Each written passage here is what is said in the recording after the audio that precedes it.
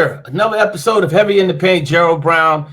We're reacting to the NBA draft that just passed. And you know what? Anything associated with the Atlanta Hawks, got to reach out to my guy. He's basketball analyst. He's also now part of Locked on Hawks broadcast as a co-host of the postcast, as well as a basketball contributor to Sports Rap Radio Detroit, the one and only Mr. DeShaun Tate. DeShaun, I got to ask you right off the bat, the Hawks have the first pick in this year's draft, and there have been so much speculation that maybe they'll trade the pick, whatever. I've said that this draft would be a saying associated with this draft would be simply patience is a virtue. The Hawks take Zaccharie Risacher. I hope I said his name right, but young man, I think 18 years old. He only averaged 10 points. What has been the vibe, first and foremost, with the fan base of taking this young man? And second of all, what is the sort of information you've got with regards to, obviously, this is going to be a process with this young man in the Atlanta Hawks? I don't think it's a question, Gerald, and I appreciate you for having me on. Certainly underwhelming, right? And obviously, I don't think that Atlanta's probably the only fan base amongst those who were drafted that probably feels like it was just an underwhelming draft in general. I'm sure I'm not probably educating anybody to anything new by saying that, but when you get the number one pick, ironically and coincidentally enough, it's like you're stuck in between. You get the number one pick in a year that you're stuck in between potentially two generational players, right? Cooper Flag for next year and Victor Wembanyama for last year. So there's definitely some growing frustration, obviously within the organization as well. It's when it comes to the fan base. Not a lot that we know about this guy. Not a lot that we probably know about the guy in Alexander Sarr, who a lot of people probably said take him over Risacher.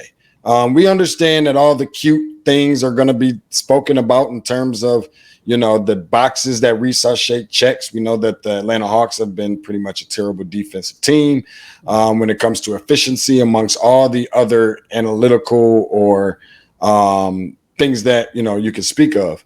But he's checking boxes in terms of maybe being a shooter or, being a defensive player and, this athleticism and wingspan and, length and all these other potential and so forth. But just the reality is that it has been quite a bit underwhelming. The part that I didn't really understand about it is if you knew that within the next 48 hours from the time that they were going to select number one, that you were going to make a move on DeJounte Murray, why did you not go and get another guard? Probably the safest pick in the draft, being a guy who went to the San Antonio Spurs, if I'm just being honest, at number 4. But whole nother conversation there. They didn't address anybody in the front court, which I think is a desperate need for this team. That didn't really help as much. Like you said, a guy who averaged 10 points a game. Now, I got destroyed. And I know I'm getting a little bit long-winded, so you got to forgive me, Gerald. No. Definitely, this is therapeutic because, again, it's a lot of head scratches. The Atlanta Hawks finally get the number one pick, and it's really not a draft that is saying, okay, you're going to see return on your investment immediately. For sure. I mean, and like I said, I'm definitely not speaking for all Hawks fans, but I definitely have been getting destroyed on social media over the course of the last X amount of weeks, ever since we learned that they're going to get the number one pick. Let me tell you what general manager of the Atlanta Hawks, DeShaun Tate, said. The first thing that I would do in this situation is I would have no other choice but to pick up the phone after learning I got the number one pick, a free telephone call. And I got to pick up the phone and ask LeBron how serious he is about playing with his kid. I have the first opportunity at being the one. I didn't want to be the person that watched someone else take him and LeBron goes and follows, and I'm missing out on that. Him being in Atlanta essentially is prime time in Boulder, Colorado. I think we all understand without having to dumb it down, regardless as to what it does for the culture, and maybe only getting him for 1 or 2 years, which I think would have been more than enough for me to find out. But taking Bronny James at any number without his dad coming over, I don't think we're having that conversation. Mm-hmm. After I'm hearing LeBron say, no, pretty much go to hell, I'm hanging up the phone after saying, hey, enjoy Cancun. Now we could talk about what we're going to realistically do with that pick. I don't think that it was a terrible idea to package up that number one pick along with DeJounte Murray. maybe DeAndre Hunter, a guy who hasn't played 67 games in his career. And don't forget, you moved up to go and get him a few years ago at number 4. And maybe go get a Kevin Durant, maybe, if that's enough for Phoenix. Considering the fact KD might be the only guy that we think could probably play with Trae Young, or just somebody else. But this is not a team that I love the idea of getting younger, if I'm just being honest. And we need more adults and more veteran leadership, more vocal leadership in the locker room, amongst other things. And it seems like they're just running on a rat wheel, running in the same place on a treadmill, running in quicksand and not really going much of anywhere. And it doesn't seem like the decision that they've been making is making a whole lot of sense, unless we're talking about tanking the whole thing and blowing it up. Well, I mean, that does seem like, the possibility, but you're right. And I think I was kind of caught off guard because from, like you said before, Bogdanovich or, again, DeAndre Hunter, I mean, obviously Jalen Johnson and stuff, this young man, Risacher, how does he fit in? And that's the kind of the head scratching. And you're right. A few days later, they turn around and trade DeJounte Murray to the New Orleans Pelicans. And looking at that deal, is that kind of a situation where maybe you would have thought it would have been Trae Young and not DeJounte Murray? Or do you still believe that Trae Young, has an opportunity to be possibly moved? I want to finish up on this last part real quick before I Go ahead. With what they did on draft night by picking up Risacher of all the guys. Now, understand, sorry, didn't want to work out for him, blah, blah, blah. But what they did on draft night by picking up Risacher and then 48 hours later going to give up DeJounte Murray for pretty much nothing. I felt like you waited even throughout, the trade deadline and everything else to hold on to this guy for this deal. It feels like you really just got, at the end of the day, it feels like you really just got Bronny without LeBron, if I'm just being honest at the end of the day, to be honest. Besides that fact, I think that the whole, adjusting, the fit and the needs of the team and so forth, all that kind of stuff, obviously just didn't leave a very good taste in the mouths of people who are diehard Atlanta Hawks fans and Hawks Nation. I do believe that there is some level of reality if we're talking about, hey, it's not over with yet. It could be Trae Young next. I think that there is some validity to that. As much as some people think it is, probably not. Not as much as some people think that it isn't, probably not. I think we're just kind of somewhere in the middle there. I think they're afraid to get rid of Trae Young, if I'm just being honest. Listen, this is probably arguably, I think it's inarguable that this is the second best player to ever walk through these doors as an Atlanta Hawk. Obviously, the top guy having a statue right outside of the arena. And you remember what happened with him. They sent him out the door for Danny Manning and a bag of peanuts. So I think that Trae Young has the franchise by the what, and he probably should. He's been here 6 years. And if you were talking about in the event entertaining the idea of making a move on Trae Young and not DeJounte Murray, which I wouldn't have been completely upset about, there's a couple things to that. And I think the first thing is, while we do agree that it just appears that this team gels well together, and just more from a chemistry standpoint with DeJounte than they do Trae. They're not selling the same kind of tickets. There's not the same kind of jersey sales. There's not the same kind of must watch. And if you're not doing something that Trae actually did do, like keeping DeJounte, which is the first and only time that this team has ever gone to the Eastern Conference Finals and won a game or two. If moving on from Trae and keeping DeJounte is not duplicating or replicating that of which Trae Young did, it's almost going to be like, what was the purpose? And people would be just kind of somewhat upset that you moved on and didn't get better results from that. I just don't trust.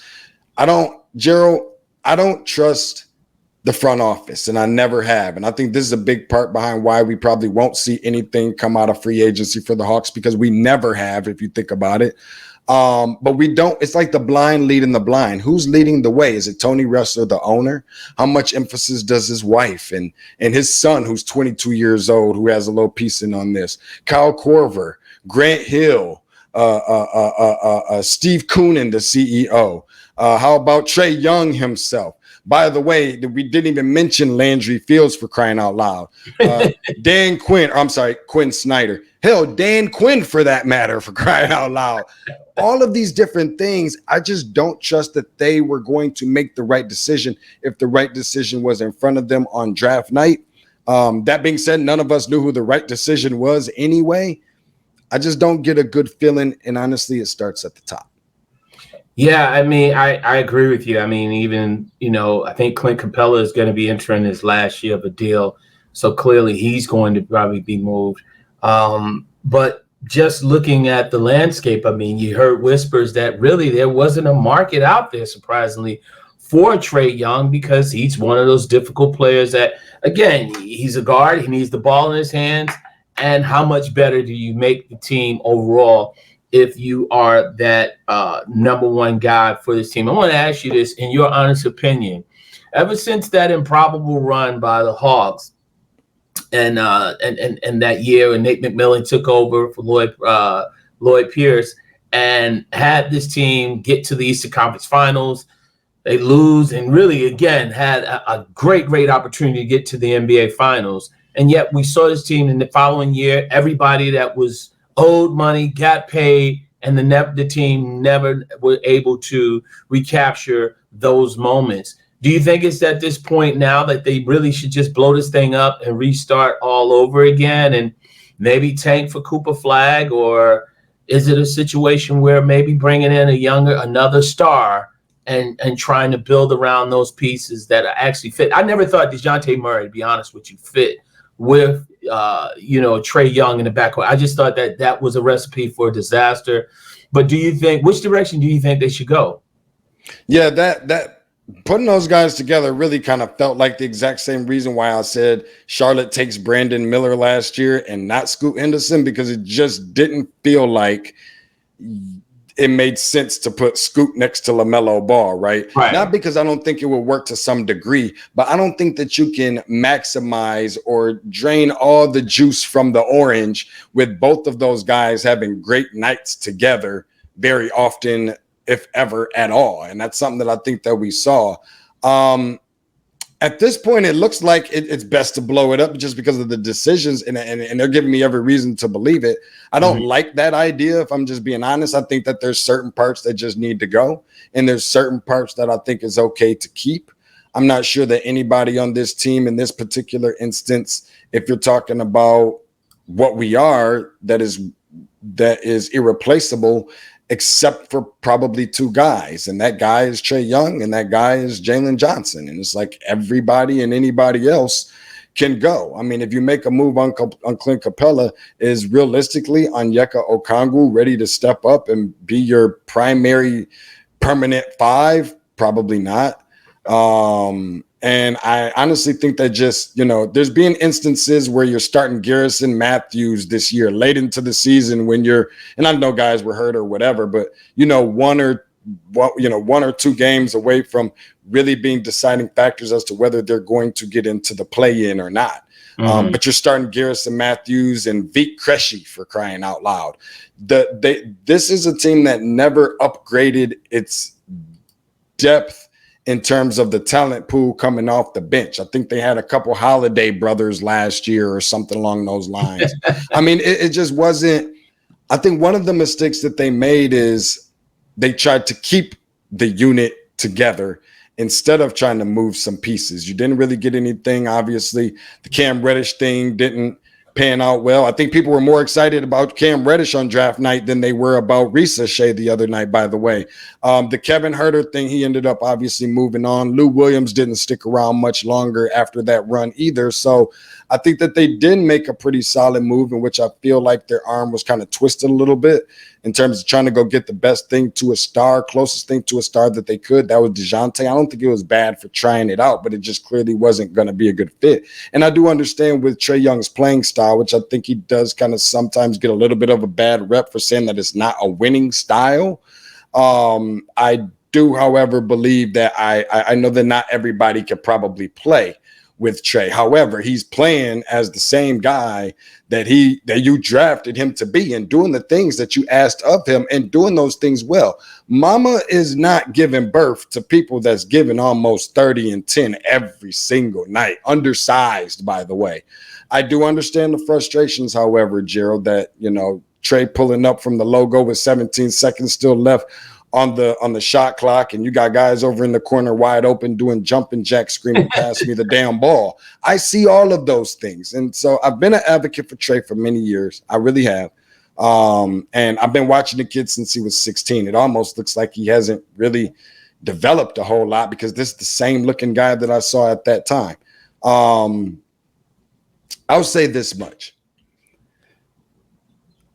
To answer your question, I think that there are definitely more than one or two guys that needs to be moved if they're going to try something different, but they need veteran leadership, guys that know how to win, not just only guys that are winners, but guys that actually know how to go out and do it.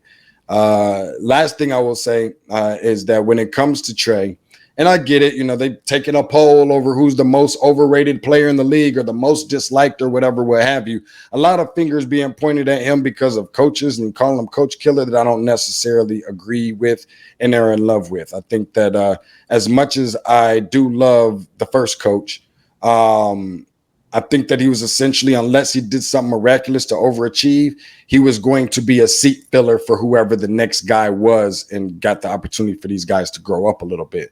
You bring in Nate McMillan and everybody pointed the finger at number 11, but I heard directly from guys off the record, of course, and I won't mention their names, but it was just that we don't think that he's a bad guy or that he has a bad system.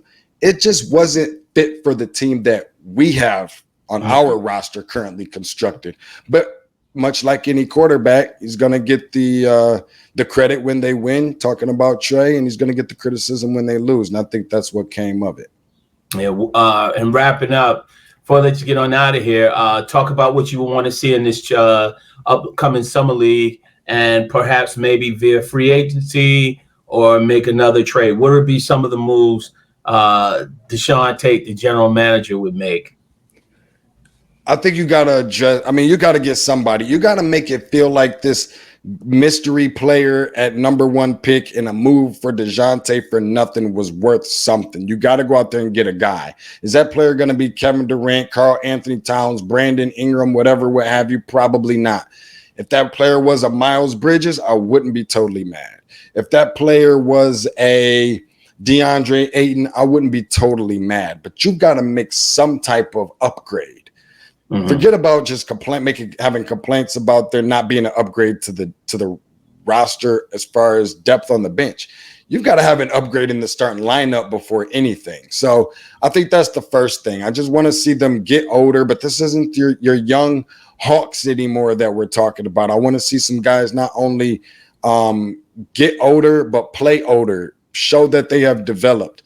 In the summer league, I just want to see guys obviously be competitive, and be able to put our eyes on Risacher, but there has to be somebody. They don't get anybody in free agency. They never get anybody in free agency for whatever the reason is. I know we hear so many different narratives, Gerald, about why guys don't want to come here, but I think it has a lot to do with something about the front office. There's been a lot of turnover within it, from Danny Ferry to this one to that one and everything else. Travis Schlenk and now a whole nother guy, Landry Fields, but there just hasn't been any consistency. The only consistency that we have seen is that they have been consistently inconsistent. I want to see that change. Well, again, I think a lot of the people down there in the ATL are probably counting down the Georgia football practices and getting ready for their season. You always got the Braves and the Falcons look really good. But you're right. I think it's going to be a rebuild, or it's not even a rebuild, but might be one of those tanking seasons taking place. Gerald, they're rebuilding off of a rebuild already, for crying out loud. I mean, let's just be honest. People aren't going to tell it how it is, and I know we're up against it. We got to go, and we can get ready to get out of here. But people aren't going to tell it how it is. Atlanta is the laughing stock of the NBA. People clown other opposing teams, and their fans come here chanting MVP when the opposing team star players at the free throw line. I'm not telling you anything you don't know about. They did a whole swipe right night to try to promote what was it called, Tender Night and all this other kind of stuff to come down here to Phillips Arena, to State Farm Arena. It's new and integrated. We got plush couches. People are getting married down here. By the way, there's some kind of little scrimmage 5-on-5 going on down here that we call a basketball game. But come on out and enjoy networking, the nightlife. That's what they were selling. They're not far from selling that all over again. And it leaves a really bad taste in my mouth. I just don't love the idea, Gerald. And it's really kind of disgusting, even for people who devote a lot of time to this team, just covering them on a full-time basis. If I'm just being honest, there really is no telling which direction that they're going. But thank you so much, man, for having me on. I appreciate. Whoa. You're going somewhere else? No, let everybody know where they can find you, everything that you got going on, man. Come on now. At Tate's Take Hoops, thank you. At Tate's Take Hoops, TATESTAKEHOOPS. Got a pretty outstanding podcast. It's kind of under construction, but we're working on it. We got to try something new, just like I'm asking for this. Yeah, I don't even know where my invite. I don't know. I'm getting on a lot of people. I'm calling a lot of people because I haven't got no invite and stuff like that. No, it's all good. It's coming. Hey, listen, it's on the way. It was under construction, much like this team I'm covering. But when we get it back in place, it's going to be the best, the most entertaining, the most informational, and the most educational basketball content on the planet in the form of a podcast. It's Tate's Take, okay? And I would love to have you come on, join me. I'm obviously doing some work, obviously with a good, very good colleagues of mine over at Locked On Hawks. Go and follow at Locked On Hawks, or at even more so primarily at Locked On Sports Atlanta. Good buddy of mine, Jarvis, and my postcast host, Tanisha Batiste, doing great things covering every single Atlanta Hawks game. After the game, we're doing the postcast, going live, all 82 plus playoffs if we're lucky. And plus doing some really awesome stuff with my guy, Rob Parker, man, who just literally launched Sports Rap Radio, 1270 AM, in Detroit, the very first ever, never been done, all black sports talk radio station.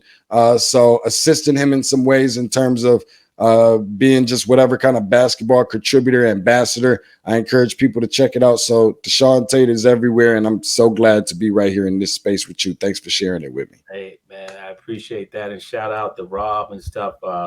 He's doing tremendous things with Sports Rap Radio Detroit. And brother, I've always said, I appreciate your hunger, your drive.